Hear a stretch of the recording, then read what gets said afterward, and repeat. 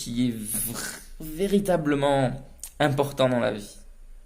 C'est ce qui ne nous abandonne jamais et ce qu'on n'abandonne jamais. Ce qui n'a aucun intérêt. Ce qui d'instant en instant aime.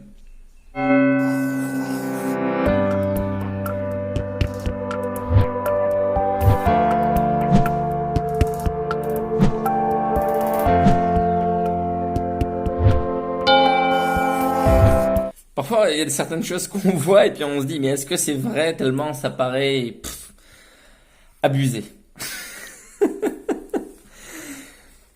On vit dans un monde de paix en apparence, alors que c'est la guerre dans la conscience. Pour te donner un exemple, j'ai été témoin, il y a quelques semaines de ça, d'un jeune qui avait choisi de faire un parcours pour rentrer dans l'armée de terre. Donc il avait vu l'affiche, devenez vous-même. C'était un discours très développement personnel, d'empuissancement de la personne. Et sa mère était désemparée par rapport à ça. Et il y avait sur l'image un jeune avec une arme dans la main, en train de guerroyer. Il y avait dans le catalogue des images de guerre, d'explosion. Et le jeune trouvait ça cool. Et en fait, cette paix d'apparence qu'on a, c'est-à-dire on vit dans un monde, là, dans un pays qui n'est pas en guerre. Faut bien se le dire, ça. Mais qui vend la guerre dans la conscience. Je suis pas en train de dire n'allez pas vous engager dans l'armée de terre. Mais ça veut dire quoi que cette guerre est dans la conscience? Ça veut dire que, en fait, les stéréotypes de ce jeune, qui trouve que la guerre c'est cool, ça vient des jeux vidéo, des films, des histoires qu'on raconte sur les héros, sur le sauveur qui va sauver le monde, etc. Et ça, tu vois, c'est la plus grosse éducation qu'on a eue dans notre vie. La vraie éducation, c'est pas le rectorat. Le rectorat sert à garder nos enfants. Pardon. Mais la vraie éducation, c'est les publicités, les 3x4, les vidéos que tu vois sur YouTube, les jeux vidéo. Tout ce qui t'invite à avoir peur ou à te vendre un désir ou un plaisir. Comme autre exemple, j'aimerais te donner comme exemple de dissociation. En psychologie, en psychopathologie, on appelle ça la dissociation de deux réalités. Donc on vend la guerre dans un moment de paix. Et autre exemple, formation que je fais pour les seniors et on me demande de les former pour conserver la mémoire. Donc au préalable, on leur a bien fait peur à travers les médias, la radio, les différentes communications. Vous allez avoir Alzheimer. Alzheimer est partout. Il faut se défendre contre Alzheimer. Il faut lutter contre Alzheimer. Il faut se battre contre l'Alzheimer. Donc je me retrouve dans une pièce de personnes, souvent des femmes, effrayées d'Alzheimer.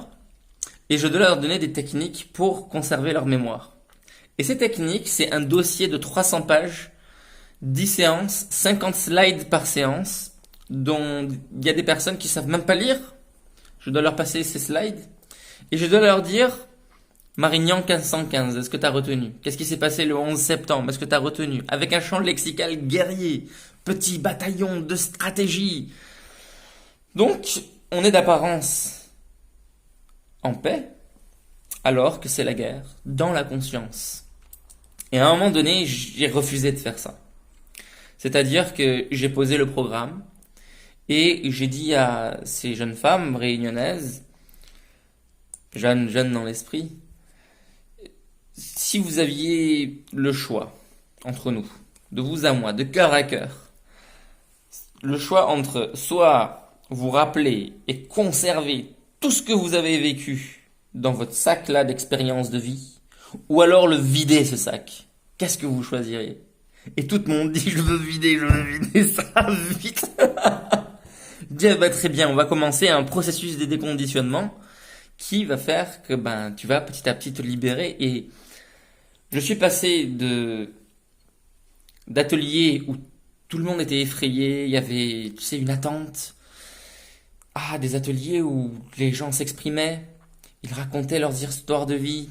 Certaines avaient de véritables fracas dans leur vie, fracas familiaux, de couple.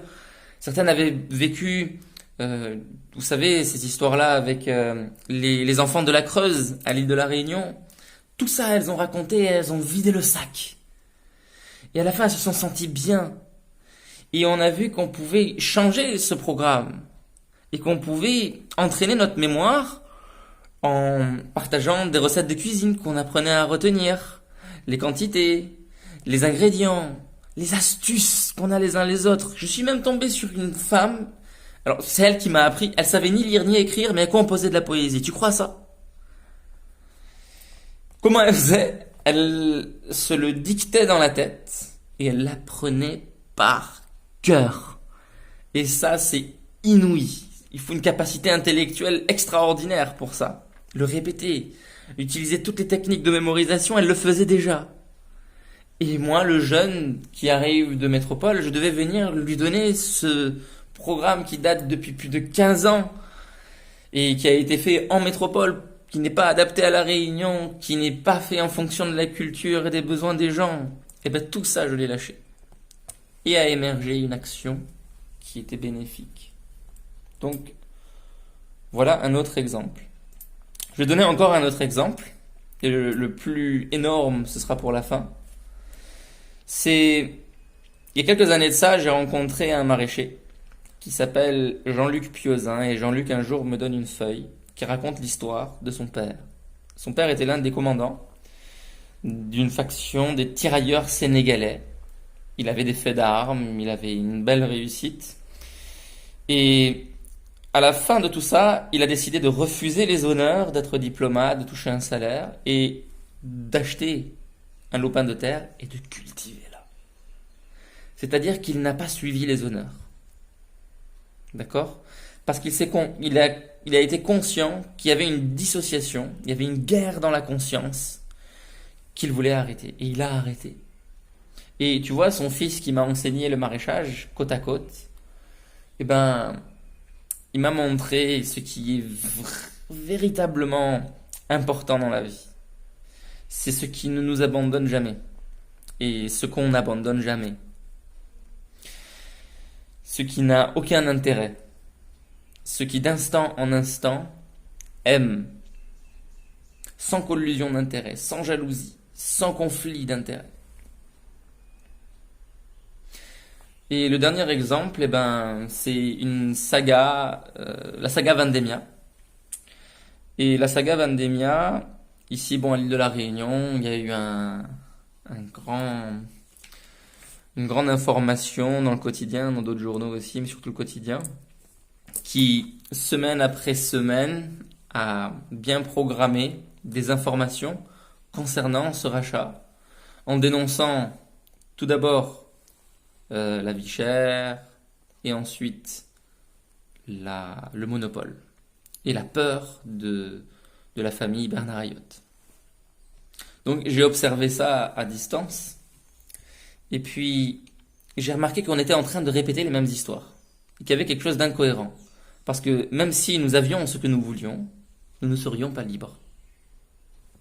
J'ai vu dans une première épisode de la saga le président de région qui s'amène en sauveur avec d'autres maires qui signent une lettre pour le président de la République. Là, c'était pour moi un peu comme si la Ligue des Justiciers, avec Iron Man en tête, arrivait devant le danger et ne pas sauver personne, mais d'appeler le président pour lui demander de l'aide. Et puis la saga continue. Et là, c'est François Caillé qui prend la parole sur 2 pages pleines en disant voilà, on a essayé le rachat, on n'a pas réussi parce qu'on n'avait pas les fonds propres, les 50 millions d'euros de fonds propres. On y allait au bluff, on a perdu ça et il faut surtout pas laisser Bernard Ayotte arriver sur l'île parce que sinon il y aura le monopole, on sera fichu. Et tu vois, je me disais, encore une fois dans ce discours, je vois qu'il y a des arguments, qu'il y a une prise de parole qui a l'air d'être très technique, très fondée, tu vois, mais qui ne rend pas les gens libres. Et enfin, un avant-dernier épisode où les politiques reviennent à la charge en disant voilà les principes selon lesquels nous aimerions reprendre et pourquoi il ne faut pas laisser le monopole. Et pour couronner le tout, un article sur des gilets jaunes qui distribuent des tracts. Contre quoi? La vie chère et le monopole GBH, Bernard Ayotte. Et là, je suis dit dans la conscience de celui qui lit ça, c'est-à-dire un, un morceau de papier qui doit résumer une journée de tout ce qui s'est passé sur l'île. Déjà, c'est irréel. Tu vois, il y a une dissociation là. Sur un bout de papier, tu peux pas dire tout ce qui s'est passé sur l'île. Tu peux juste dire ce que tu veux dire. Et l'interpréter, le grossir, le généraliser. Tu vois, tout ça, tu peux le faire. Mais ce que cette histoire nous montre, c'est que on peut, dans une saga, au bout de 3 semaines, entraîner l'esprit de chaque individu à croire quelque chose. À croire que quelque chose est juste. Alors même que c'est en train d'acheter la corde qui va la pendre. Et tu vois, à chaque fois que tu voudras lutter contre quelque chose, sache que tu es en train de lutter contre toi-même et que tu es en train d'acheter la corde. D'accord? Et pour éviter ça, la seule solution, c'est de s'en remettre à une intelligence qui n'est pas de la tête, mais qui est du cœur. Et ce cœur, tu n'y accèdes que quand tu as abandonné toute solution. Et quand ta proposition est complètement folle. Donc, durant toute cette saga, il s'est passé ça.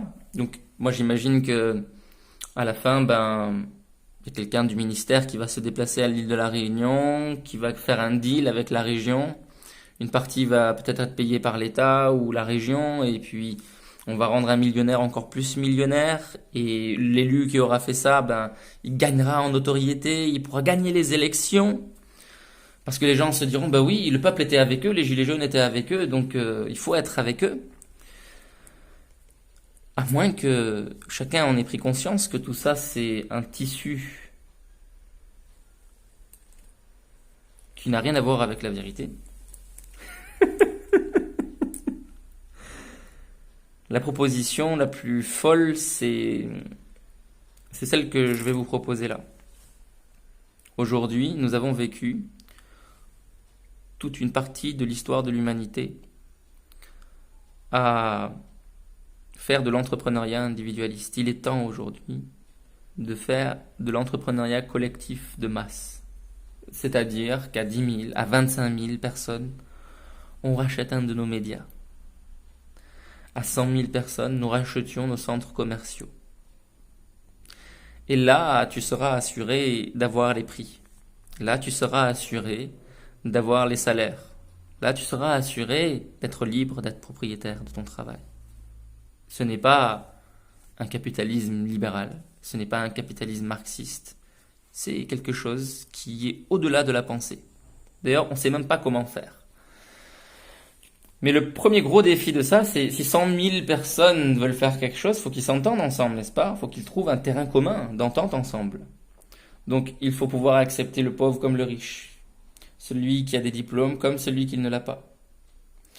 Que de se mettre au même niveau que même celui qui est milliardaire rentre dans le jeu. D'accord? Si on crée par exemple une société à 100 000 personnes et que même Bernard Ayotte veut venir, on dit t'as des parts à hauteur de 3 000 euros. Mais si tu veux mettre 200 millions, il n'y a pas de problème, on te rembourse rubis sur ongle sur 3 ans. Est-ce que tu es prêt à faire ça? À lâcher l'intérêt de la rentabilité? Parce que le peuple serait prêt peut-être à s'engager. Et là, c'est un autre grand défi. C'est-à-dire, si on est 100 000 entrepreneurs, est-ce que tout le monde va être engagé? Est-ce que tout le monde sera prêt à assumer la responsabilité des épreuves qu'il y aura à surmonter? Est-ce que tout le monde sera ferme dans sa vérité? Tu sais, pas de conflit d'intérêts, pas de collusion d'intérêts. Est-ce que celui qui est raciste pourra laisser de côté son racisme pour faire alliance? Et là, les amis, on arrive au point clé, un vivre ensemble total. C'est-à-dire, à l'instant où on est tous sur un même pied d'égalité. Et ça, c'est une action qui est inconnue de mémoire d'homme. C'est pour ça que pour l'initier, j'ai créé quelques rencontres afin d'augmenter la compétence démocratique de tous ceux qui le veulent, à réfléchir dans ce sens, et peut-être un jour à agir ensemble dans ce sens.